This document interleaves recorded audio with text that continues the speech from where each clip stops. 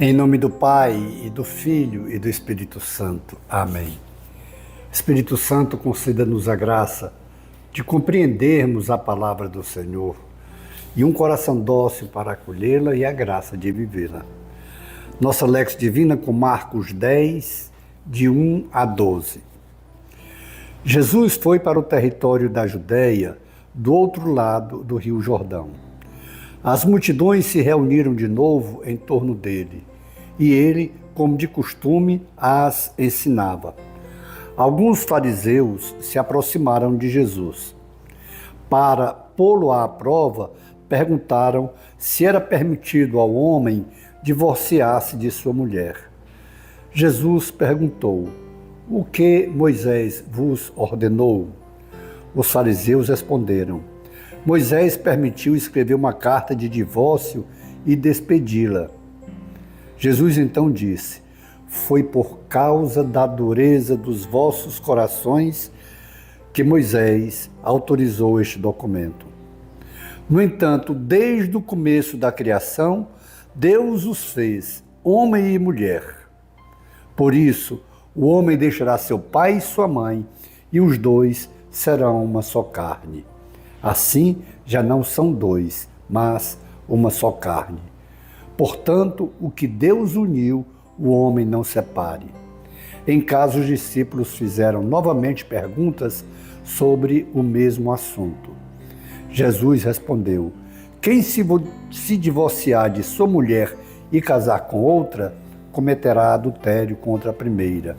E se a mulher se divorciar do seu marido e casar com outro, cometerá adultério." Palavra da salvação.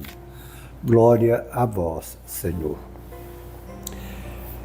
É interessante nós procurarmos compreender o texto, porque aí a gente vai compreender exatamente qual foi o ensino de Jesus.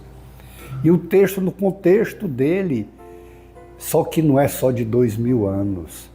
Porque quando Moisés, e disse Jesus, pela dureza dos corações, Moisés consentiu com um libelo, o libelo aqui com uma carta de divórcio, com um detalhe: só quem podia dar esse libelo, essa carta de divórcio, eram os escribas. Ou seja, não era o próprio homem que fazia uma carta de declaração de divórcio. Não. E por que Moisés disse que esse libelo deveria ser dado pelo escriba? Porque o papel do escriba era dissuadir da separação. O papel do escriba não era simplesmente dar a carta de divórcio, não. Era convencer ao casal a se superarem nas suas dificuldades, nos seus problemas, e continuarem com o casamento. Agora, quando o escriba visse que, de fato, era inconcebível a relação, era inconciliável a convivência ali, o desentendimento, nesse caso, para evitar um mal maior, o escriba deveria dar um libelo. E eles aqui pegam, sem mostrar o contexto do texto, sem mostrar, inclusive, a dificuldade que era para conseguir o libelo, que não era tão fácil assim, era só o escriba que dava, mas dizem logo para Jesus. E aí Jesus diz: "Foi pela dureza dos vossos corações." Mas é interessante que os apóstolos, quando chegam em casa, perguntam mais uma vez, e Jesus fala sobre aquele que separou-se da mulher, mesmo que tenha recebido o libelo, tenha recebido o divórcio dado pelo escriba, a não ser que fosse um casamento ilícito, mas o fato da separação e cometia adultério.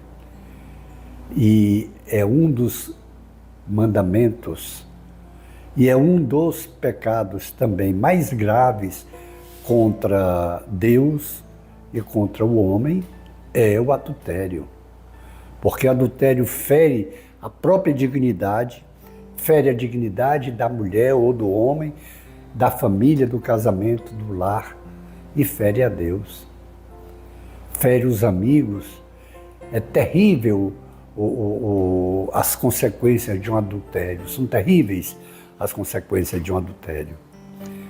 Por isso que Jesus, ele instituiu o casamento a sacramento, quando ele diz: o que Deus uniu, o homem não separe. Claro, nós sabemos, abrindo um parêntese, que muitas vezes existem casamentos que não deveriam ter ocorrido. São os chamados casamentos nulos. A igreja não anula nenhum casamento, mas ela declara nulo, porque aquele casamento ele não preencheu as exigências normais de que o sacramento exige. E nesse caso, há um julgamento, é feito um libelo, levado para o tribunal eclesiástico, é feito um julgamento e daí pode sim ser declarado nulo aquele casamento e as pessoas, o homem e a mulher, voltam a ser solteiros e podem constituir um novo casamento, um sacramento sim do matrimônio. E é importante que isso é uma luz no fundo do túnel para muitas pessoas. Casamento que não deu certo, que houve tentativa e às vezes até de duas pessoas muito boas, mas por algumas razões não eram compatíveis um para o outro. E a igreja analisa isso e pode sim declarar nulo aquele casamento. Teve aparência, mas não foi na realidade um sacramento. E as pessoas ficam livres para uma nova relação, para um novo casamento.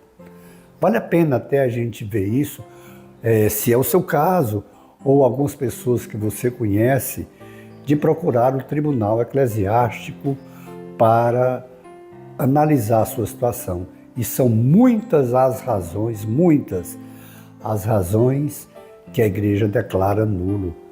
Eu posso dizer, sem medo de errar, que grande parte das separações dos casais, aquele casamento não houve. Que é passivo